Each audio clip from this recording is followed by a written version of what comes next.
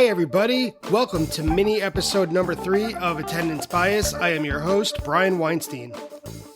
Mini episodes of Attendance Bias feature a breakdown of a single song or a single jam from a show that I've attended.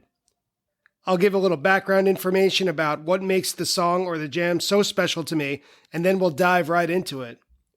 These mini episodes are posted on a bi-weekly basis in between full episodes of Attendance Bias, during which a guest and I will go over a full Phish show. Today's mini episode features Tweezer from July 31st, 2009 at the Red Rocks Amphitheater. This was the second show of the band's 4-night run at the fabled amphitheater on the second leg of their 2009 summer tour. And this was the jam that truly let me know that Phish was back for real in 2009. Summer 2009 was a great time to be a Phish fan. The band had returned from their 5-year breakup, and lots of us who were in our early 20s at Coventry, I was 21 years old at that festival, a lot of us had slightly grown up and possibly even matured into finding stable income, significant others, and might have even started to think about our lives beyond the next Phish tour because, well, there weren't any Phish tours coming. Sure, there were dozens of artists and jam bands to fill the void left by Phish, but none of them ever reached the same level of popularity or artistic achievement. So even though I loved going to shows by Robert Randolph and the Family Band, Moe, Humphreys McGee, Dark Star Orchestra, or any other number of mid-level to upper mid-level jam bands, there's always that hole in my heart, and I'm sure every Phish fan's heart, wondering and just maybe holding out a tiny bit of hope, when are they going to come back? I had changed a lot, though, since Phish called it quits in that really gross, muddy field in Vermont. In 2009, life was good for me. I was cohabitating with my girlfriend. I began my professional career as a teacher. Seinfeld was sorta back on the air through Curb Your Enthusiasm, and the Yankees were on their way to the World Series. By October of 2008, once Phish announced their return, things could hardly get better. And I was pretty lucky during Phish's return. I got tickets to as many shows as I could manage in 2009, and through luck or divine intervention, my girlfriend and I got tickets for all 4 nights of Phish's return to Red Rocks through the Phish Ticket Lotto. I had never been to Red Rocks before. I had never even been to Colorado before. This was the kind of adventure I'd been dreaming about since I first discovered Phish in the mid-90s, and I was so thrilled that now I was actually making it happen and that I had the means to do so. Before we were ready to go, I remember thinking surely that they would deliver an all-time show during their return to, well, one of the all-time venues in their history, which at that point they hadn't played in, I believe it was 13 years, if I have my math correct. Before Red Rocks, though, I attended one of the nights at Hampton, all 3 nights at Jones Beach, the next night at Great Woods, and while all of these shows had their high points, for example, the Ghost from night 2 of Jones Beach is still a keeper, and the third night of Jones Beach featured a really gorgeous If I Could. But still, there was something missing from that early summer tour. Really big, creative, exciting jams.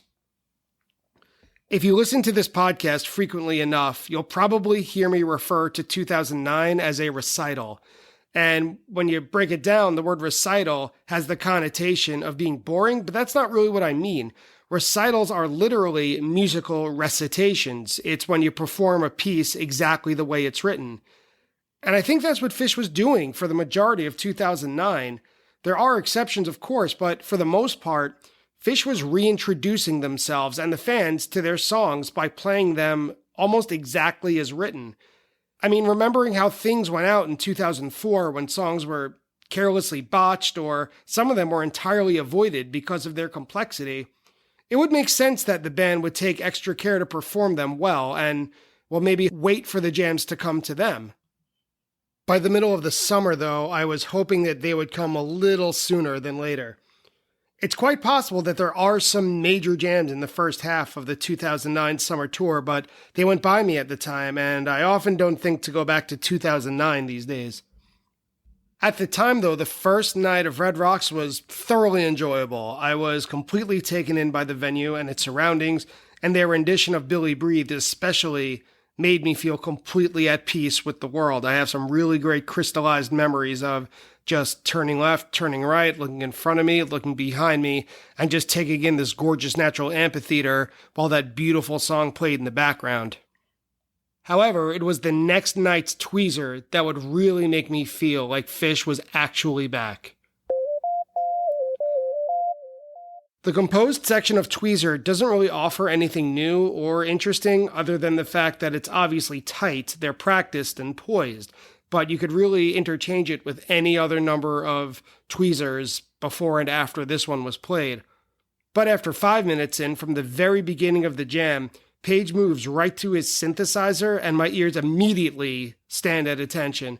From that moment all the way to the present, I love when Page plays with these sounds. Other bands have used synthesizers for decades, obviously, but Phish somehow makes it sound fresh, and at the time, it was really something new and refreshing.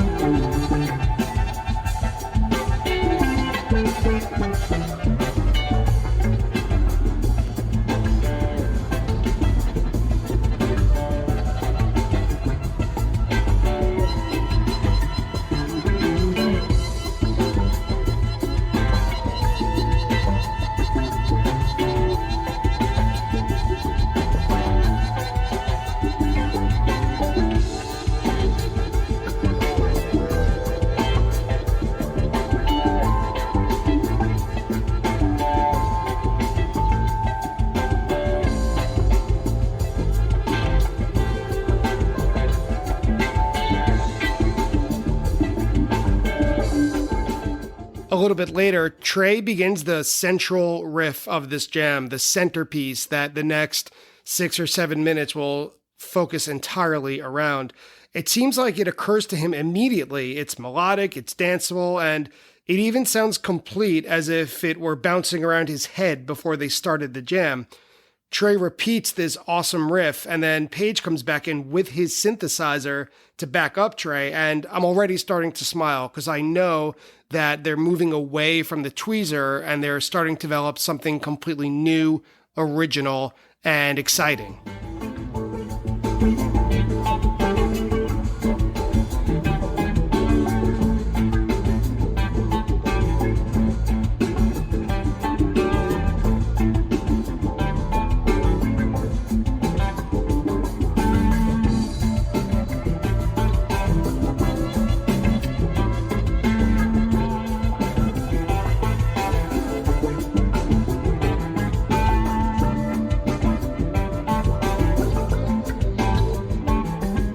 About 8 minutes in, there's this part where the band moves back and forth between the riff that Trey established at the very beginning of the jam and then this new blissful melody. And combined, it sounds almost like a complete song that was developing in real time right in front of us. Of course, that's what Phish does. It's what they do best. But at the time, it felt like they hadn't done it in so long. So when it started to take shape and form right in front of our faces and right around our ears, it was excitement beyond comprehension.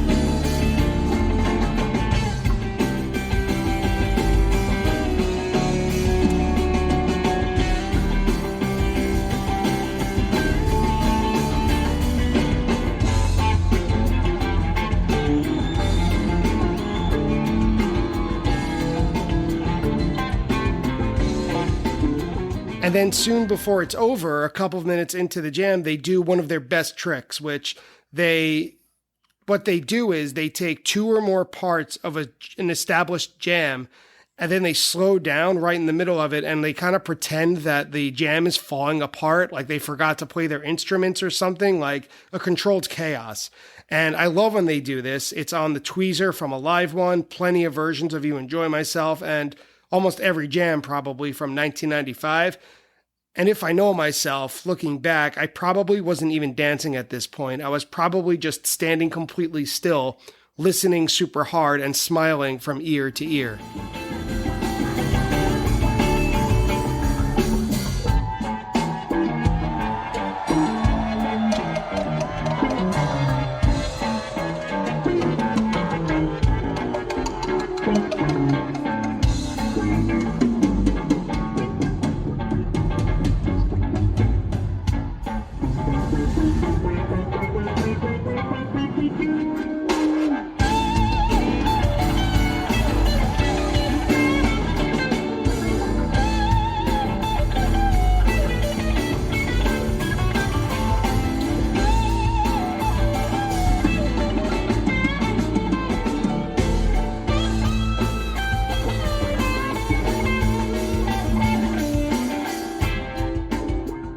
And then once it's over, they start wrapping up Tweezer by moving to this awesome, dreamy, ethereal melody in this 3/4 time signature.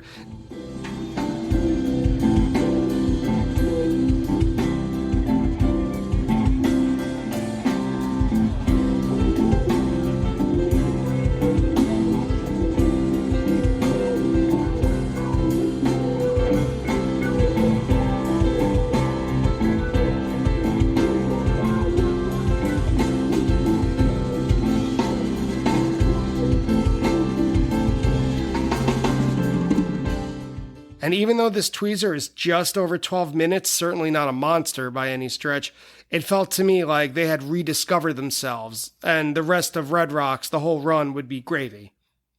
I love Phish for so many reasons. I'm a nerd for stats and patterns. I love teases and setlist games. The strangeness of their music is very inherent to why I listen and love them. The community and the scene that's built up around them is undeniable. But I think what edges out all of those things are the jams. For me, a great jam during a show can elevate a mediocre performance to a great one. And when they came back in 2009, it's true, I was happy just to be there, but a great jam really could push things over the edge for me and leave me shouting from the rooftops why they're the greatest band in the world. And for a short while in 2009, I felt like those were missing. There was just one small puzzle piece that was not in the complete picture. And this Tweezer from July 31st at Red Rocks put that last puzzle piece in to complete the experience. It's the absolute best. Next week on Attendance Bias, my guest is Elizabeth Beck, poet and author of the novel Summer Tour. Summer Tour is a young adult coming-of-age novel set against the backdrop of Phish's 2019 Summer Tour. It's a great book for young adults, actual adults, and really for anybody who's looking for a summer read or just an easy read. Elizabeth chose to discuss a very recent show, December 31st, 2019 at Madison Square Garden, Send in the Clones. Elizabeth chose that show because it helped her envision the end of her novel, and you'll hear all about it next week. Thank you for joining me today for the third mini-episode of Attendance Bias, and I hope that you tune in next week, too. I'm Brian Weinstein, and thank you again for listening to Attendance Bias.